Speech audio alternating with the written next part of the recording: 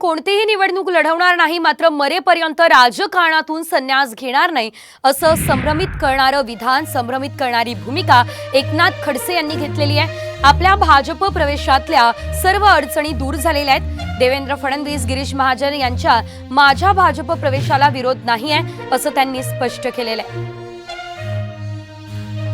भारतीय जनता पार्टीमध्ये प्रवेशाच्या संदर्भामध्ये वरिष्ठ पातळीवरून मला हिरवा सिग्नल मिळालेला आहे। अगदी विनोदजींनी पण काही दिवसापूर्वी हे जाहीर केलेलं आहे।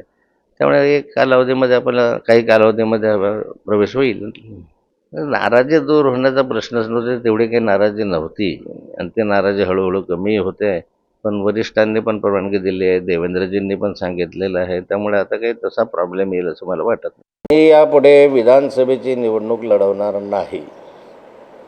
मी विधान परिषदेचा सदस्य आहे आणि त्यामुळे हे सदस्यत्व असताना दुसरी निवडणूक आमदारकीची लढवणं योग्य होणार नाही आणि म्हणून मी निर्णय घेतला आहे की यापुढे आता विधानसभेची निवडणूक लढवणार नाही।